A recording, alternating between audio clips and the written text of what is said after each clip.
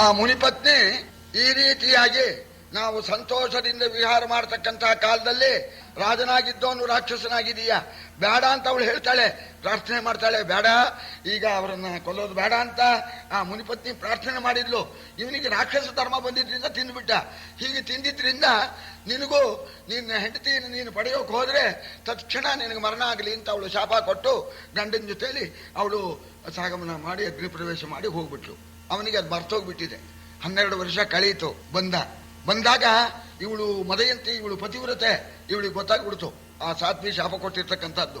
ಹೆಂಡತಿ ಸಮೀಪಕ್ಕೆ ಬಂದ, ದೂರ ಇರಿ ಇನ್ಲು, ನಿಮ್ಗೆ ಗೊತ್ತಿಲ್ಲ, ನೀವು ರಾಕ್ಷಸರಾಗಿದ್ಕೊಂಡು ಯಾವನೊಬ್ರು ಋಷಿ ತಿಂದ್ರಿ, ಆ ಮುನಿಪತ್ನಿ ನಿಮ್ಗೆ ಶಾಪ ಕೊಟ್ಟಿದ್ದಾಳೆ, ನೀವೇನಾರು ನಮ್ಮ ಮುಟ್ಟಿದ್ರೆ ನೀವು ಸತ್ತೋಗ್ಬಿಡ್ತೀರಿ ಅಂತ. ವಂಶ ಹಾಗೆ ಬೆಳಿಬೇಕು ಅಂತ ಗುರುಗಳಿಗೆ ಕೇಳೋಣ ಅಂತ. ಆಗ ವಸಿಷ್ಠರು ಆ ಮದಯಂತಿಯಲ್ಲಿ ಕ್ಷೇತ್ರಜ ಪುತ್ರನ ಪಡೆದ್ರು.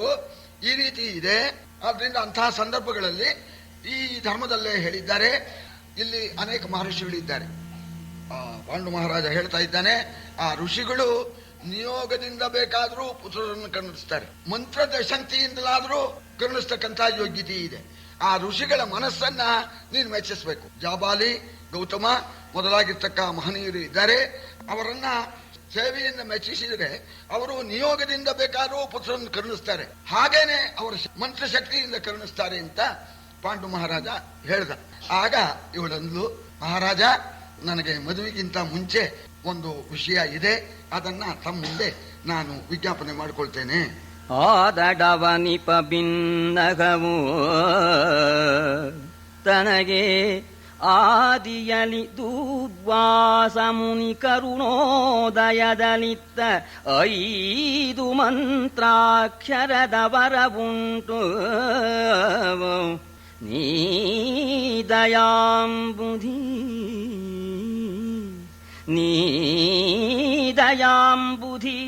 ನಿನ್ನನುಗ್ರಹವಾದರೆ ತದ್ವಿಧಾನದಲ್ಲಿ ಆದರಿಸುವೆದು ಪುತ್ರ ಕಾಮ್ಯವನು. ನಿನ್ನನುಗ್ರಹವಾದರೆ ತದ್ವಿಧಾನದಲಾದರಿಸುವೆನು ಪುತ್ರ ಕಾಮ್ಯವನು ಎಂದಳ ಕುಂತಿ. ಮಹಾರಾಜ, ನಿಮ್ಮನ್ನ ಇನ್ನೂ ಮದುವೆ ಆಗಿರಲಿಲ್ಲ. ನಾನು ನಮ್ಮ ತವ್ರ ಮನೆಯಲ್ಲಿ, ನಮ್ಮ ಅಪ್ಪನ ಮನೆಯಲ್ಲಿ ಇದ್ದೆ.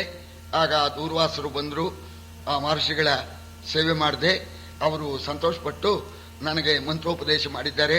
ಅವರು ಹೇಳಿದಂತೇನೆ ಆ ಮಂತ್ರವನ್ನ ಹೇಳಿ ಯಾವ ದೇವತೆಯನ್ನ ಕರೆದರೂ ಕೂಡ ಆ ದೇವತೆ ಬಂದು ಅವನ ಅಂಶದ ಮಗನ್ನ ಕೊಡ್ತಾನಂತೆ. ಇಂಥ ಮಂತ್ರವನ್ನ ನನಗೆ ದೂರ್ವಾಸರು ಉಪದೇಶ ಕೊಟ್ಟಿದ್ದಾರೆ. ತಮ್ಮ ಅಪ್ಪಣೆ ಆದರೆ ನಾನು ಆ ಮಂತ್ರವನ್ನು ಹೇಳಿ ದೇವತೆಯನ್ನ ಕರೀತೇನೆ ಎಂದಾಗ ಬಹಳ ಸಂತೋಷ ಆಗ್ಬಿಡ್ತು.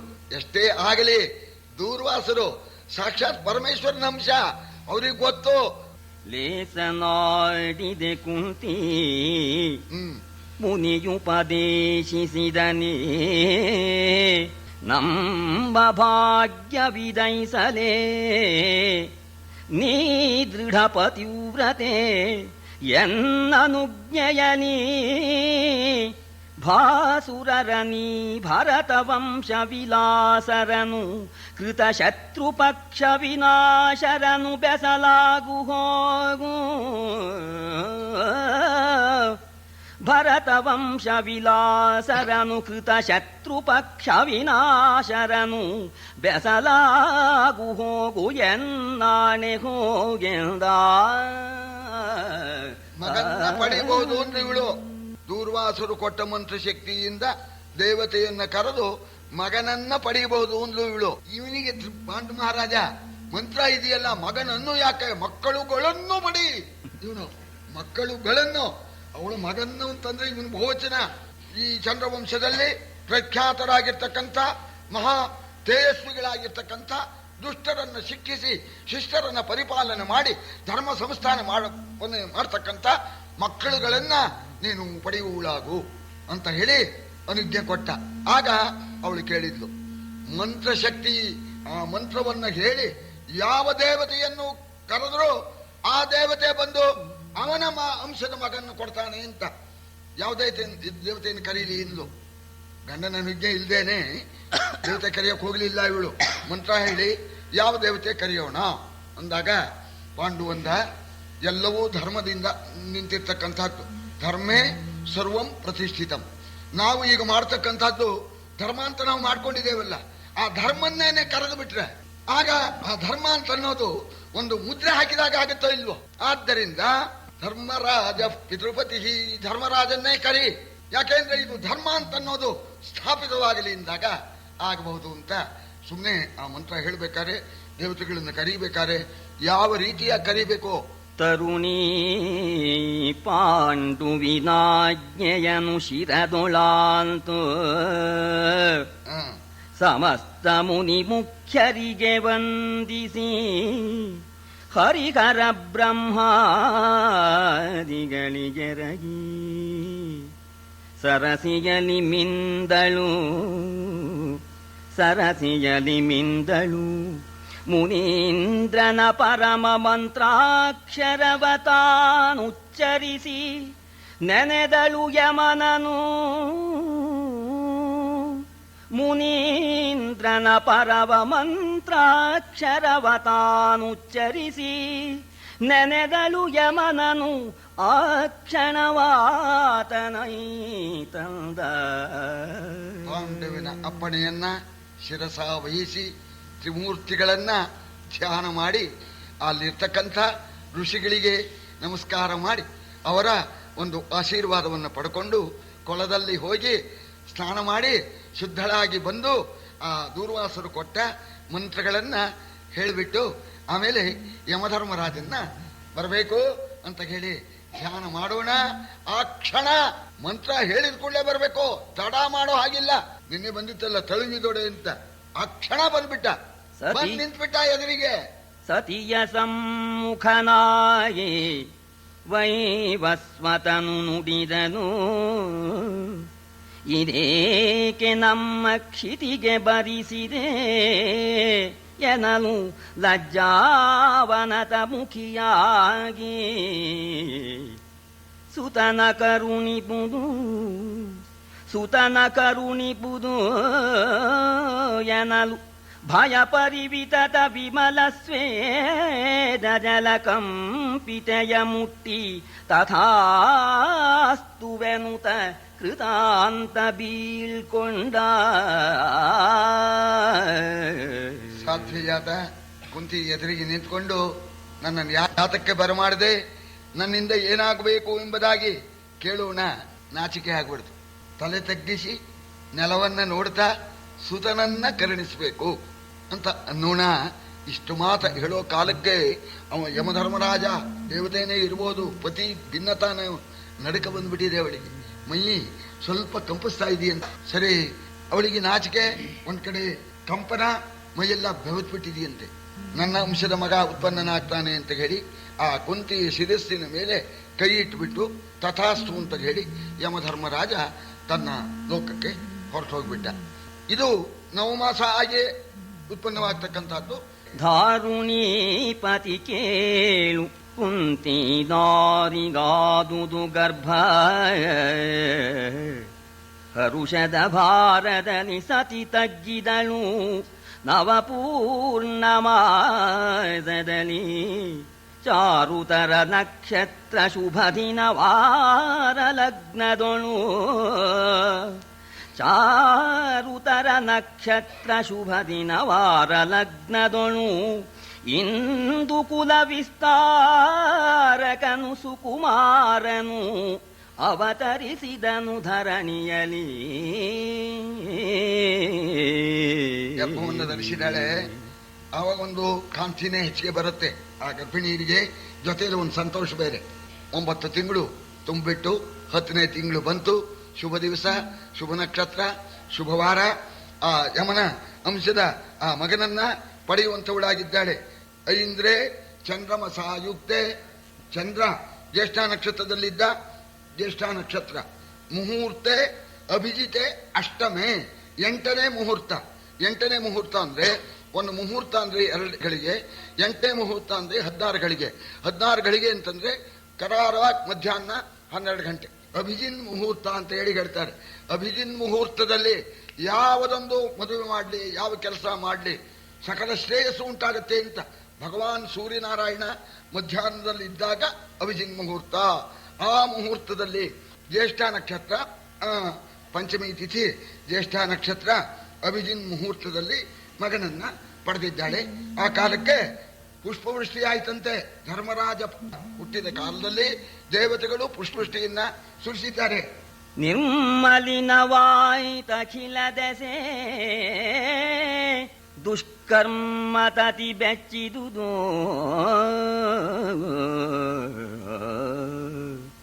ನಿರ್ಮಲಿನವಾಯ್ತಖಿಲ ದೆಸೆ ದುಷ್ಕರ್ಮ ತತಿ ಬೆಚ್ಚಿದುದು. ಸಾಕ್ಷಾತ್ ಧರ್ಮವೇ ಧರಣಿಯಲಿ ನೃಪರೂಪಾಗಿ ಜನಿಸಿತಲ. ದುರ್ಮಹೀಶರ ಹೊತ್ತ ಭಾರದ ಕರ್ಮವೇದನೆ ಧಾತ್ರಿಗಿಳಿದುದು. ಧರ್ಮವಿನ್ನೆಮಗ ಕುದೆನುತ ಹೆಚ್ಚಿದುದು ಮುನಿ ನಿಕರ. ಕಾಲಕ್ಕೆ ಈ ಸ್ಥಿತಿ ಇರುತ್ತೆ. ದಿಕ್ಕುಗಳೆಲ್ಲ ಸ್ವಚ್ಛವಾಗಿರುತ್ತೆ, ನಿರ್ಮಲವಾಗಿರುತ್ತೆ. ಮೋಡ ಮಿಂಚು ಇಂಥದ್ದೆಲ್ಲ ಇರೋದಿಲ್ಲ. ಅದೆಲ್ಲ ದುರ್ದಿನವಾಗಿರೋಲ್ಲ ಅಂತ. ಶುಭ ದಿನ, ಶುಭವಾರ, ಶುಭ ನಕ್ಷತ್ರ, ದಿಕ್ಕೆಲ್ಲ ಶುದ್ಧವಾಗಿತ್ತು. ಆಕಾಶವು ಶುದ್ಧವಾಗಿ ಬಿಡ್ತಂತೆ. ಆಮೇಲೆ ದುಷ್ಕರ್ಮ ತತಿ ಬೆಚ್ಚಿದುದು. ಧರ್ಮರಾಜ ಹುಟ್ಟಿದ ಅಂತನ್ನೋಣ, ಆ ದುಷ್ಕರ್ಮಗಳಿದೆಯಲ್ಲ ಅದು ನಡುಗಿ ಬಿಡ್ತಂತೆ. ಆಯ್ತು, ಇನ್ನು ನಮ್ಮ ಆಟ ನಡೆಯೋಲ್ಲ ಅಂತ. ಧರ್ಮರಾಜ ಹುಟ್ಟುಬಿಟ್ಟ, ದುಷ್ಕರ್ಮಗಳು ನಡುಗಿಬಿಟ್ಟು ಅಂತ. ಸಾಕ್ಷಾತ್ ಧರ್ಮನೇ ಧರ್ಮನಾಗಿ ಹುಟ್ಟಿದ್ದಾನೆ. ಆ ಋಷಿಗಳೆಲ್ಲ ಹೇಳಿದ್ರಂತೆ, ಪಾಪ ಭೂತಾಯಿ ದುಷ್ಟರಾದ, ಈ ಅಧರ್ಮಿಷ್ಠರಾದ ಈ ರಾಜರ ಭಾರ ಹೊತ್ಕೊಂಡು ಪಾಪ ಬಹಳ ಸಂಕಟ ಪಡ್ತಾ ಇದ್ಲು ಭೂತಾಯಿ. ಸದ್ಯ ಧರ್ಮರಾಜ ಧರ್ಮನೇ ಸಾಕ್ಷಾತ್ ಧರ್ಮನೇ ಧರ್ಮರಾಜನಾಗಿ ಹುಟ್ಟಿದ್ರಿಂದ ಭೂಭಾರ ಇಳೀತು ಅಂತ ಹೇಳಿ ಋಷಿಗಳೆಲ್ಲ ಸಂತೋಷಪಟ್ಟಿದ್ದಾರೆ. ಈ ವರ್ತಮಾನ ಶುಭ ವರ್ತಮಾನ ತಾನೇ ಇದು. ಅದ್ಭುತವಾದ ಸಮಾಚಾರವಾದ್ದರಿಂದ ಹಸ್ತಿನಾವತಿಗೆ ಈ ವರ್ತಮಾನ ಹೋಯಿತು. ಏನು, ಕುಂತಿದೇವಿ ಗಂಡು ಮಗುವನ್ನ ಪಡೆದ್ಲು ಮಹಾನುಭಾವನ್ನ ಅಂತ ಈ ವರ್ತಮಾನ ಕೇಳಿದ ಕೂಡ್ಲೆ ಕೇಳಿದಳು ಗಾಂಧಾರಿ ಕುಂತಿಗೆ ಬಾಲ ಕೇಳಿ ವಿನೋದವೇ. ಕುಂತಿಗೆ ಬಾಲ ಕೇಳಿ ವಿನೋದವೆಂಬುದು ಮೇಳವಿಸಿತೆ ಮುನ್ನ. ಹಾ ತಪ್ಪೇನು ತಪ್ಪೇನು ಕಾಳು ಮಾಡಿದ ನೆನಗೆ ಮುನಿಪತಿ ಠೌಳಿ ಕಾರಣಲ. ಕಾಳು ಮಾಡಿದ ನೆನಗೆ ಮುನಿಪತಿ ಠೌಳಿ ಕಾರಣಲ. ಸುಡು ಈ ಗರ್ಭಾಳಿಗಳನ್ನು ಸುಡು ಎಂದು ಅಬಲೆ ಕೊಸೆದಳು ಬಸುರ ನೊರೆ ಮುರಿದು. ಕೇಳಿದ ಮಾತ್ರಕ್ಕೇನೆ ಹೊಟ್ಟೆಯಲ್ಲಿ ಕಿಚ್ಚು ಬಂದ್ಬಿಡ್ತು. ಮೊಟ್ಟ ಮೊದಲು ಕುಂತಿಗೇನೆ ಬಾಲ ಕೇಳಿ ವಿನೋದ. ಈ ರಾಜರಲ್ಲಿ ಮೊದಲು ಹುಟ್ಟಿದವರಿಗೆ ಅಧಿಕಾರ, ಕಡೆಯವರಿಗೇನಿಲ್ಲ. ಅಂತೂ 2 ವರ್ಷದಿಂದ ಗರ್ಭ ಧರಿಸಿದ್ದೇನೆ, ಏನೂ ಇಲ್ಲ, ಹಾಗೆ ಕೂತಿದೆ.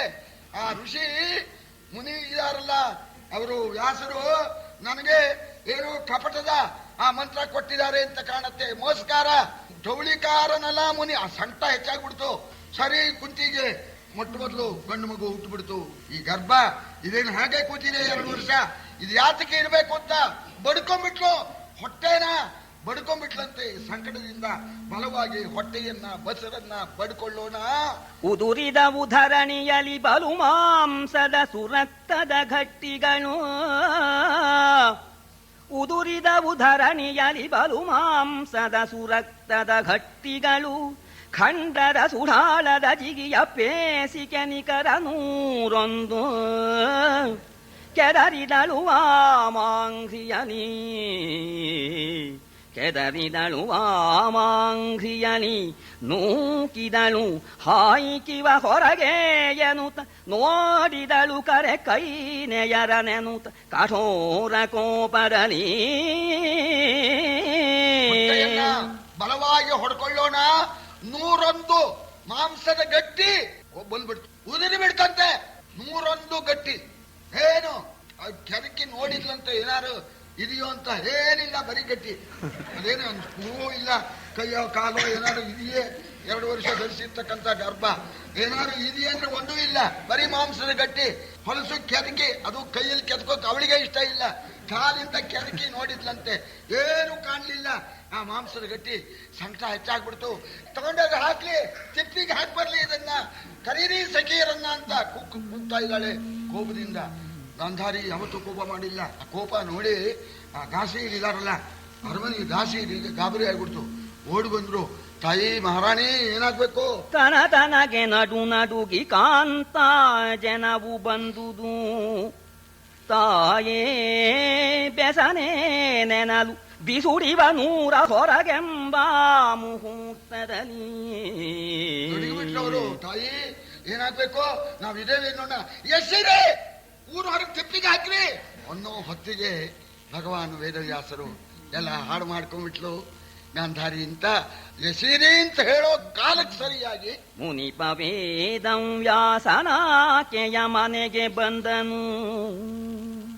ಮುನಿಪ ವೇದಂ ವ್ಯಾಸನ್ ಆಕೆಯ ಮನೆಗೆ ಬಂದನು. ಕಂಡನು ಈ ಕಾಮಿನಿಯ ಕೋಲಾಹಲವ, ಇದೇನೆಂದು ಬೆಸಗೊಂಡ. ವೇದವ್ಯಾಸರು ಬಂದಿದ್ದಾರೆ. ಇಲ್ಲೇನು ಗಡಾಟೆಯೋ ಗಲಾಟೆ ಗಡಬಿಡಿ ಹುಡುಕ್ತಾ ಇದ್ದಾಳೆ. ಅವ್ರೇನಾಗಬೇಕು ಅಂತ ಹುಡುಕ್ತಾ ಇದ್ದಾರೆ. ಗಾಂಧಾರಿ ಏನಾಯ್ತಮ್ಮ, ಯಾಕಮ್ಮ ಇದು ಗಲಾಟೆ, ಏನು ಸಮಾಚಾರ ಅಂತಂದಾಗ ಸುಳ್ಳು ಹೇಳೋಲ್ಲ ಅವಳು. ಸ್ವಾಮಿ ಏನು ಗಲಾಟೆ ಅಂತ ಕೇಳ್ತಾ ಇದ್ದೀರಲ್ಲ, ಒಂದು ಮಂತ್ರ ಉಪದೇಶ ಕೊಟ್ಬಿಟ್ರಿ, ಹೊಟ್ಟೆಯಲ್ಲಿ ಸೇರ್ಕೊಂಡ್ಬಿಡ್ತು. 2 ವರ್ಷ ಆಯ್ತು, ಏನೂ ಇಲ್ಲ. ಭರತ ಸಂತಾನಕ್ಕೆ ಕುಮಾರರ ಹೆರುವೆ ನಾ ಮುನ್ನೆಂದು ಗರ್ಭವ ಧರಿಸಿದೆನು. ನಿಮ್ಮಡಿಯ ಕೃಪೆಯಲಿ ಮಂತ್ರ ಭಾವಿತವ ವರುಷವೆರಡಾಯಿತು. ಇದರ ಭಾರವ ಧರಿಸಿದೆನು. ದಾಯಾದ್ಯರೊಳಗವತರಿಸಿದನು ಮಗನು. ದಾಯಾದ್ಯರೊಳಗವತರಿಸಿದನು ಮಗನೆನುತ ಮುಖದಿರುಗಿದಳು ಗಾಂಧಾರಿ. ಮಕ್ಕಳನ್ನ ನಾನು ಮೊದಲು ಪಡೀತೇನೆ ಅಂತ ಹೇಳಿ ನಿಮ್ಮ ಆ ಮಂತ್ರದ ಚೆರವನ್ನು ತಿಂದು ಗರ್ಭವನ್ನ ಧಾರಣ ಮಾಡಿ 2 ವರ್ಷವಾಯಿತು. ಆದರೆ ಏನೂ ಆಗಿಲ್ಲ. ನಮ್ಮ ಆ ಕುಂತಿಗೆ ಗಂಡು ಮಗ ಹುಟ್ಟುಬಿಡ್ತು. ಇದು ಜ್ಯೇಷ್ಠನಿಗೆ ಅಧಿಕಾರ ಬಂದ್ಬಿಡುತ್ತೆ. ಆ ಸಂಕಟ ಸಹಿಸೋಕಾಗಲಿಲ್ಲ. ಇದು ಯಾತಕ್ಕೆ ಅಂತ ಹೇಳಿ ಗರ್ಭವನ್ನ ಹೊಟ್ಟೆಯನ್ನು ಬಡ್ಕೊಂಡ್ಬಿಟ್ಟೆ. ಅದಕ್ಕೆ ಎಲ್ಲ ಈ ಮಾಂಸದ ಗಟ್ಟಿ ಉದುರು ಬಿಡ್ತು ಅಂತ ಇದ್ ವಿಚಾರ ಹೇಳಿದ್ಲು. ನಂಗೆ ಸಹಿಸೋಕಾಗ್ಲಿಲ್ಲ. 2 ವರ್ಷ ಆಯ್ತು, ಏನೂ ಇಲ್ಲ. ಅವಳಿಗೆ ಮುಂಚೆ ಆಗ್ಬಿಡ್ತಲ್ಲ ಅನ್ನೋ ಸಂಕಟ ಇದು ಅಂತಂದಾಗ ಆಗ ವ್ಯಾಸರಂದ್ರು, ಅಮ್ಮ ಹಾಳು ಮಾಡ್ಬಿಟ್ಟೆ, ತಾಳ್ಕೋಬೇಕಾಗಿತ್ತಮ್ಮ. ಮರುಳು ಹೆಂಗಸಲ ಮಹಾತ್ಮರ ಪರಿಯನೀನೆಂತರಿವೆ. ಗರ್ಭೋತ್ಕರವ ಕೆಡಿಸಿದೆ ಪಾಪಿನಿ ಸಾರೆನುತ ಮುನಿ ಮುಳಿದು ತರಿಸಿದನು ಕೃತ ಪೂರಿತದ ಕೊಪ್ಪರಿಗೆಗಳನ್ನು. ಒಂದೊಂದನೊಂದೊರಳಿರಿಸಿ ಮಂತ್ರಿಸಿ ನೀರ ತಳಿದನು ರಕ್ಷೆಗಳ ರಚಿಸಿ. ಮಹಾತ್ಮರ ವಿಚಾರ ನಿನಗೇನು ಗೊತ್ತಾಗ್ಬೇಕು? ಅಂಥ ಮಕ್ಕಳು ಹುಟ್ಟಲಿ, ಈ ನಿಮ್ಮ ವಂಶಕ್ಕೇನೆ ಪ್ರಖ್ಯಾತರಾಗತಕ್ಕ ಮಹನೀಯರು ಹುಟ್ಟಲಿ ಅಂತ. ಅದಕ್ಕೆ ಅಷ್ಟು ಕಾಲ ಬೇಕು. ಮಹಾತ್ಮರ ವಿಚಾರ ನಿನಗೇನು ಗೊತ್ತು? ಆ ಥರ ಪಟ್ಬಿಟ್ಟು ಹೊಟ್ಟೆ ಹೊಡ್ಕೊಂಡು ಈ ರೀತಿ ಮಾಡಿಬಿಟ್ಟೆ. ಈಗನಾದರೂ ಕೂಡ ನಾನು ಹೇಳ್ತಕ್ಕಂಥ ಮಾತನ್ನ ಕೇಳು, ನಿನಗೆ ಮಕ್ಕಳು ಹುಟ್ಟುತ್ತಾರೆ ಅಂತ ಹೇಳಿ 101 ಗಡಿಗೆಗಳನ್ನ ಗತಪೂರಿತವಾದ ತುಪ್ಪದಿಂದ ಭರ್ತಿಯಾದ ಗಡಿಗೆಗಳನ್ನೆಲ್ಲ ತರಿಸಿಬಿಟ್ಟು ವ್ಯಾಸರು ಏನೋ ಮಂತ್ರ ಹೇಳಿದ್ರಂತೆ. ಮಂತ್ರ ಹೇಳಿ ಆ ಗಟ್ಟಿ ಇತ್ತಲ್ಲ, ಆ ಗಟ್ಟಿನ ತಣ್ಣೀರಿಂದ ಮಂತ್ರ ಹೇಳಿ ಎಲ್ಲ ತೊಳೆದು ಬಿಟ್ಟು 101 ಗಟ್ಟಿ ಇತ್ತಲ್ಲ, ಆ 101 ಗಡಿಗೆಗೂ ಕೂಡ ಒಂದೊಂದು ಹಾಕಿದರಂತೆ. ಒಂದೊಂದನ್ನ ಹಾಕ್ಬಿಟ್ಟು ಅವಾಗ ಹೇಳ್ತಾ ಇದ್ದಾರೆ, ಗಾಂಧಾರಿ ಈಗ ಎಚ್ಚರಿಕೆ ಕೊಡ್ತೇನೆ, ನಡುವೆ ಮತ್ತಿನ್ನೂ ಆಗ್ಲಿಲ್ವಲ್ಲ ಅಂತೆಲ್ಲರೂ ಗಡಿಗೆ ಹೊಡೆಯೋಕೆ ಹೋಗ್ಬೇಡ ನೀನು. ಆ ಮಕ್ಕಳೇನೆ ಕಾಲ ಬಂದ ಮೇಲೆ ಗಡಿಗೆ ಓಡಿಕೊಂಡು ಬರ್ತಾರೆ. ಅದಕ್ಕೆ ಕಾಲ ನಿರೀಕ್ಷಣೆ ಬೇಕು. ಇದನ್ನ ಸರಿಯಾಗಿ ನೀನು ಕಾಪಾಡಬೇಕು. ತಂಪಾದ ಜಾಗದಲ್ಲಿ ಇಟ್ಟಿರ್ಬೇಕು.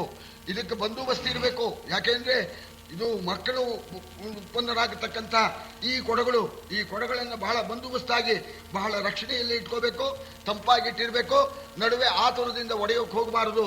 ಚಿಂತೆಯಿಲ್ಲದೆ ವರುಷ ದಿನ ಪರ್ಯಂತ ರಕ್ಷಿಸು,